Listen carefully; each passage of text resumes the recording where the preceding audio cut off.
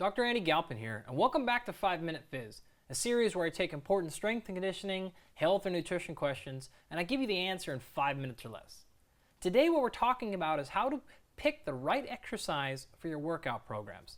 Now it doesn't matter if you're doing this workout for yourself, or if you're designing this for someone else, or if you're actually a practicing coach. The area I want to tackle today is what's known as exercise choice.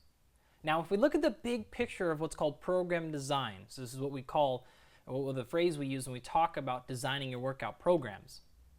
What we realize is there are 7 classic modifiable variables, and we'll have another talk specifically on all the modifiable variables.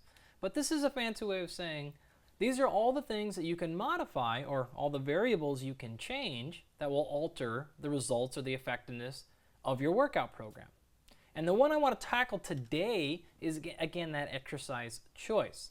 So what information do I use, and how do I make the best possible choice on which exercises I do or don't do, or probably more appropriately, which variation of what exercises I do.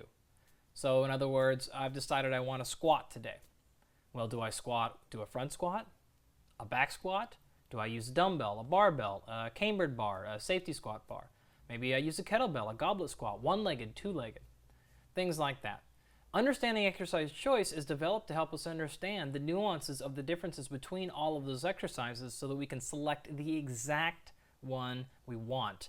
And probably more importantly, not ones we don't want. A friend of mine said this wonderfully years ago, and he said, the real true test of to know if you have an excellent coach or not is ask them very clearly, why did we select that exercise? Why am I doing that exercise? And if their answer is something like, well, we deadlift because it's important, it's a big movement, it's probably a pretty good indicator that your coach doesn't really understand that choice. Right? The answer to that question should be, well, we wanted to get X, Y, and Z. I wanted to avoid A, B, and C. Plus, last week we did G, F, and E, or I'm out of order there, but you get the idea, right? Or what's coming up next, but your history. And then you start to go, oh, okay, this coach really understands exercise selection. So of course I'm not going to cover the entire thing today. I will have expanded versions of this talk in 25-minute Phys and 55-minute Phys, so check those out for more detail. But just as a quick oversight, this is a test of learning to see how well you understand this bigger concept. So take a look at these 2 exercises. These are both variations of the squat, and depending on how detailed you want to get down these things. But the one on the side over here would be a classic barbell overhead squat. Over here is a funny variation where I have a kettlebell in one hand. It's a one-handed, one-legged on a medicine ball squat. It's just a fancier version of the overhead squat. So I want to ask you right now, and I want to see what your instincts are, of which exercise is better. Now, a mediocre level coach or a bad coach would have an answer for this. And they would say either, oh, this overhead barbell squat's better because you can lift more weights or something. Or another coach might say, actually, this single-armed, one-footed version's better because it requires more stability. Well, as we'll see in a later video, there are no such things as good or bad exercises. It's all situationally dependent. So what I would say is exercise choice is not necessarily knowing which exercises are good or bad. They're more about what exactly is good about it, what exactly is bad about it, and when can I apply this based on my situation. So a few things to consider, and I gave you 11 here. This is certainly no means every single thing you should ever consider, or all-inclusive, but things like, what are the muscles involved in the exercise?